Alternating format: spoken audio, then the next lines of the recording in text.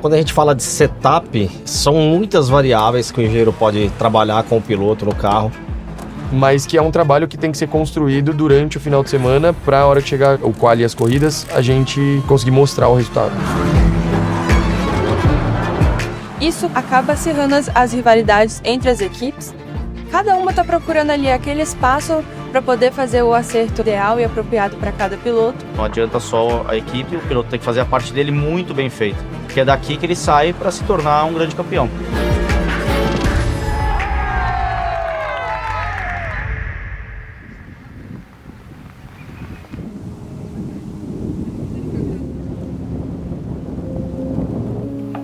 Quando a gente fala de setup, são muitas variáveis que o engenheiro pode trabalhar com o piloto no carro. A gente tem a parte aerodinâmica, ele pode acrescentar angulação na asa dianteira, na asa traseira, mas tem uma parte muito mais complexa que vai desde convergência das rodas, cambagem. Eles podem alterar também com relação à barra de torção, barra estabilizadora, amortecedor, o quanto está mais mole, de controlar a dureza que ele retorna depois de uma aceleração, enfim. É uma infinidade de alterações que se pode fazer num carro. E aí é o engenheiro tentando entender o que o piloto está transmitindo para ele, as reações que o piloto está passando para ele, para saber aonde ele mexe. Porque carro de corrida, se você tenta consertar alguma coisa, outra coisa vai ser piorada. Então você tem que achar esse equilíbrio, se vale a pena ou não. O setup, ele descreve tudo. Ele descreve, você tem uma folha organizada, que o quanto que você vai ter de cambagem na frente. Às vezes você tem uma pista que tem mais curva para um lado que para o outro, então a gente coloca a roda do lado interno um pouquinho mais em pé, porque o carro vai rolar e vai mudar essa cambagem. Atrás a gente traciona, então a gente não pode ter tanta cambagem, senão na hora de acelerar tem pouco pneu no chão.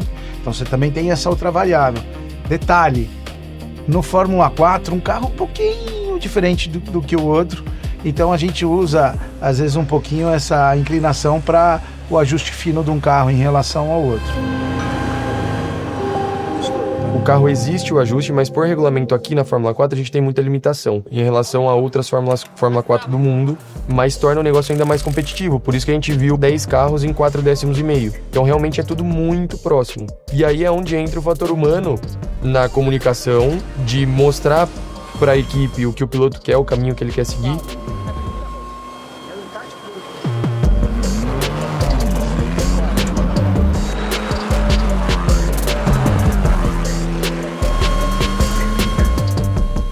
Mas que é um trabalho que tem que ser construído durante o final de semana para a hora que chegar o quali e as corridas, a gente conseguir mostrar o resultado.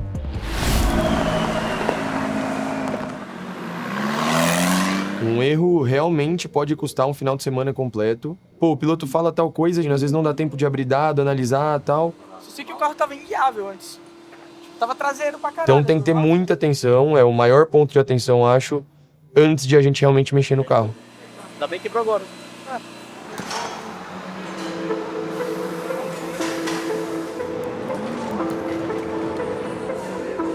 O setup da pole é compartilhado para as outras equipes. Então você está num fim de semana, o piloto não está indo muito bem, o engenheiro foi para um caminho meio diferente, não sei o que lá, pô. Mas o carro que foi mais rápido, qual que é o setup dele? Então ele abre para todos os outros negócios e aí o piloto com seus engenheiros fala assim, pô, vamos aproveitar esse ponto aqui. Eu acho que é legal a parte do setup da pole position ser compartilhado, porque a gente tem que ter sempre em mente que isso aqui é uma categoria escola. Às vezes, a guiada de um piloto também pode não ser a mesma do outro, então não quer dizer que se eu copiar o setup que for nos passado, não quer dizer que vai ser o negócio mais rápido.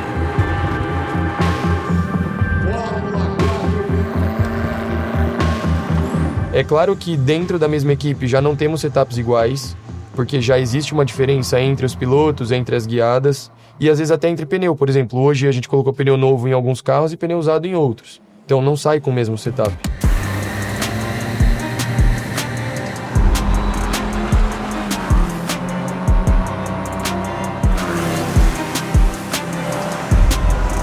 Para o pole position, eu presumo que não seja uma coisa que ele goste muito. Para os outros é bom para poder testar, né? Você vê se o que funcionou para o pole position funciona para você. Agora e a próxima são as outras balas, vamos lá. Dois lados de uma moeda, tem gente que vai gostar, tem gente que não vai gostar. Isso, claro, né, acaba acirrando as rivalidades entre as equipes. Cada uma tá procurando ali aquele espaço para poder fazer o acerto, né, ideal e apropriado para cada piloto. E contando também que os pilotos vão conseguir entregar na pista, porque sempre tem isso, né? Não adianta o carro estar perfeito se o piloto não fizer a parte dele.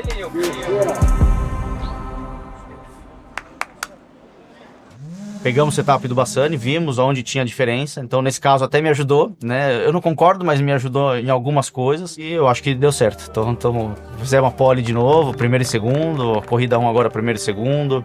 Então acho que a gente achou o caminho de novo aí.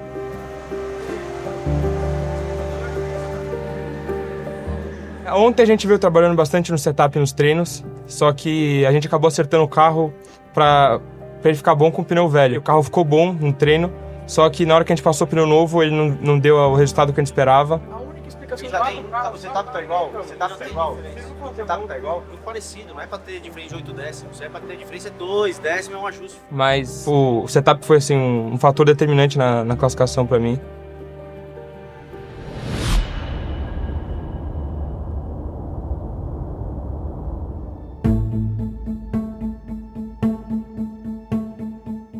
Tem sido um ano muito desafiador. Cada etapa eu sinto que eu aprendo bastante. A gente ainda não tem conseguido entregar resultados muito bons, mas eu acredito que isso aí vai vir com o tempo, com o trabalho. O fim de semana do CAD ele foi extremamente bem trabalhado. Começa com um erro na classificação, né? Não conseguiram fazer um setup que funcionou na classificação.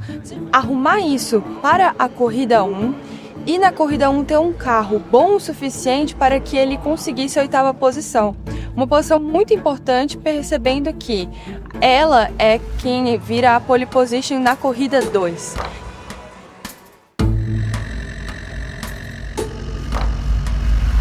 Subiu o giro dos motores, vai apagar a luz vermelha a partir de agora, é pé para baixo, velocidade para cima está aberta. A etapa de número 4 da Fórmula 4 brasileira, a corrida de número 1. Atenção, o Cielo Han, bela ultrapassagem já do Cielo Han ali na curva da mata. Já ganha uma posição, mas aí vem troco e tem toque a primeira rodada. O que houve aí, Fê? O que houve, Fê? Todos os pilotos aqui já fizeram besteira na vida. Já cometeram cagadas de tirar piloto que tava disputando o campeonato, de tirar piloto que tava precisando. Obviamente eu não tirei um piloto que tava disputando o campeonato, mas tirei um piloto.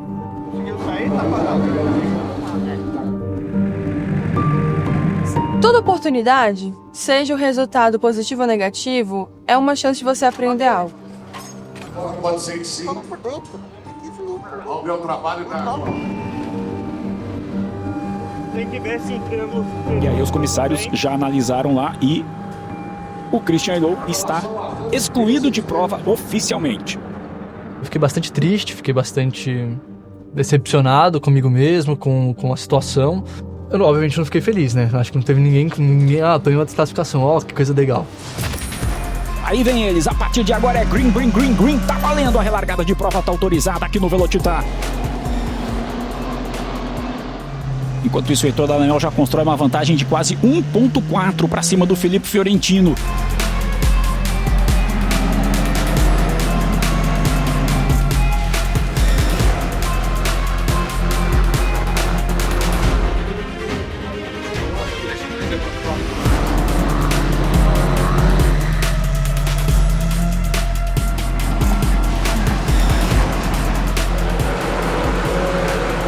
Cade Batista partindo para cima do Rogério Grota, valendo a 8ª posição de prova. O Cade Batista chegou e vai ter disputa aí pela 8ª posição.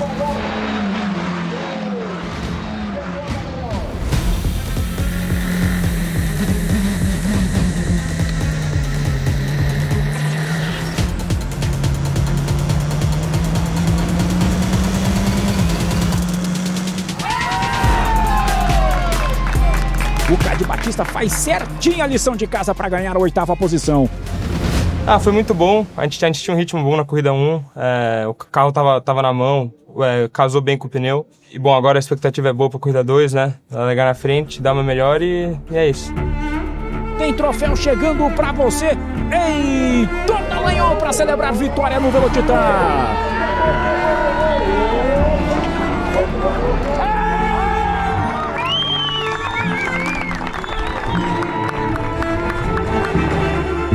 Isso aí, pô. Agora sim, pô.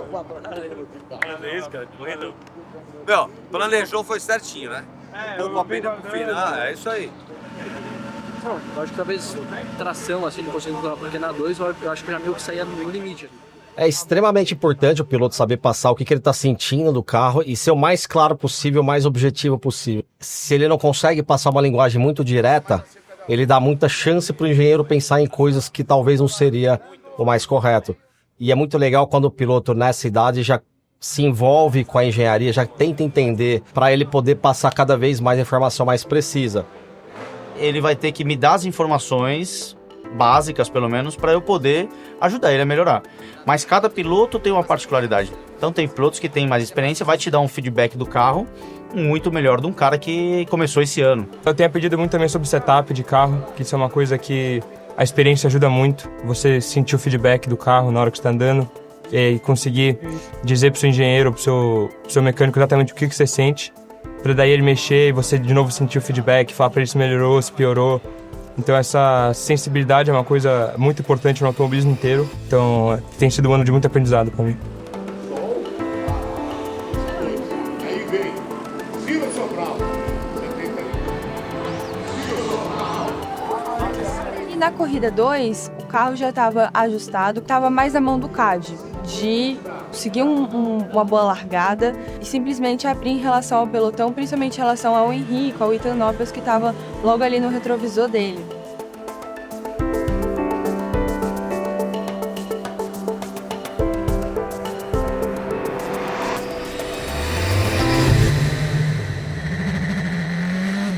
Luz vermelha, sobe giro dos motores e a partir de agora é pé pra baixo, velocidade pra cima, corrida 2, já tá valendo. E o Henrique Abreu vem pra assumir a liderança de prova logo nesse começo.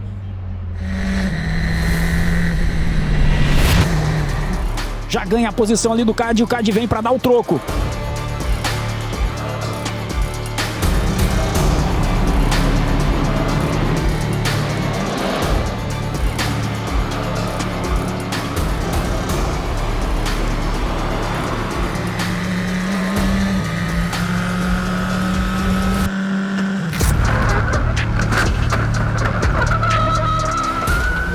Foi uma corrida extremamente caótica.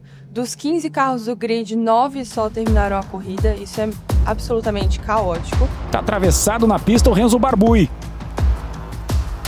Olha o mergulhão aí do líder do campeonato.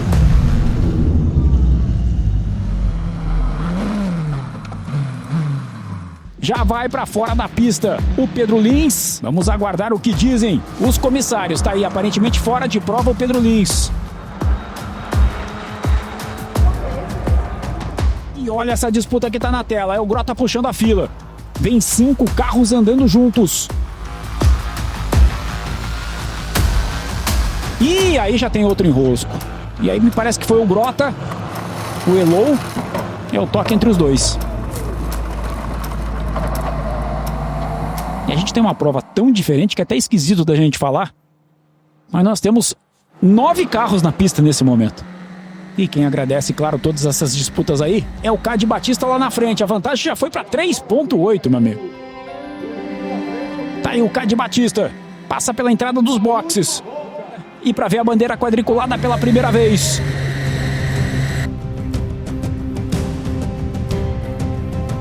Como o primeiro colocado, o CAD Batista. Para faturar a sua primeira vitória na Fórmula 4 brasileira. Pode chamar um assineiro, pode aumentar a estante porque tem troféu chegando para você. CAD Batista para vencer a corrida 2. Quando o carro tá bom, tá tudo acertado, e aí se o piloto ele é bom, ele consegue, né, entregar. E acho que era isso que ele estava focado em fazer e ele conseguiu sua primeira vitória na Fórmula 4. Eu venho aprendendo mais, eu venho aprendendo novas partes do carro para mexer, novos acertos. Mas eu acho que ainda tem muito para melhorar, ainda consigo aguçar muito mais essa sensibilidade.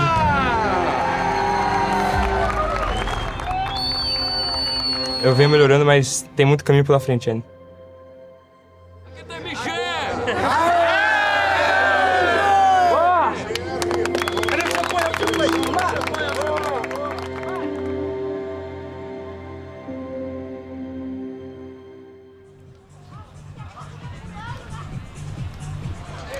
A gente tem que entender que na Fórmula 4, por ser a primeira vez que eles estão lidando com essa coisa de você configurar, né, o acerto do carro, existe um trabalho do coach e do engenheiro de ensinar o piloto a entender o que ele precisa, o que o carro precisa. A velocidade de evolução deles é um pouco diferente.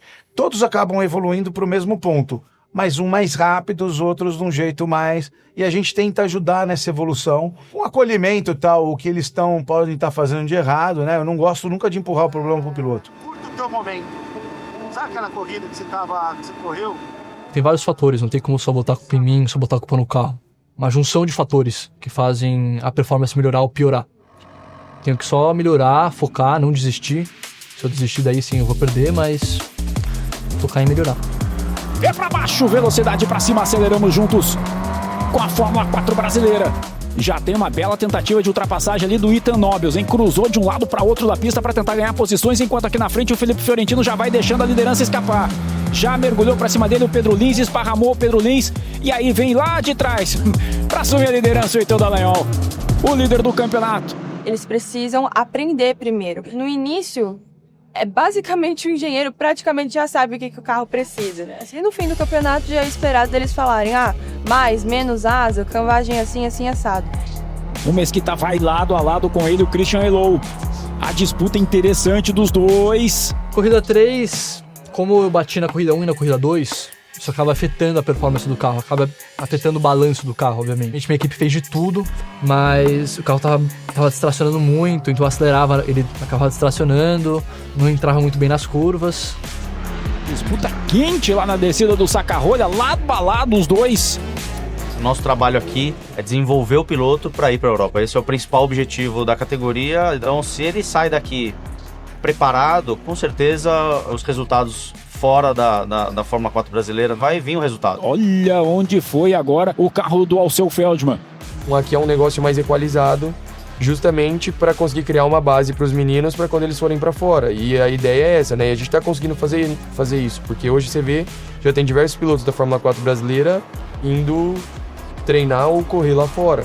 É muito legal você acompanhar o desabrochar de um piloto, né? O começo. E eu acho que a experiência que a gente dá aqui é uma qualidade internacional que o pessoal tem lá fora. Não adianta só a equipe, o piloto tem que fazer a parte dele muito bem feita. Que é daqui que ele sai para se tornar um grande campeão. Heitor Dallagnol para vencer mais uma. Na FIA F4 Brasil by BRB para ampliar a sua vantagem na liderança do campeonato.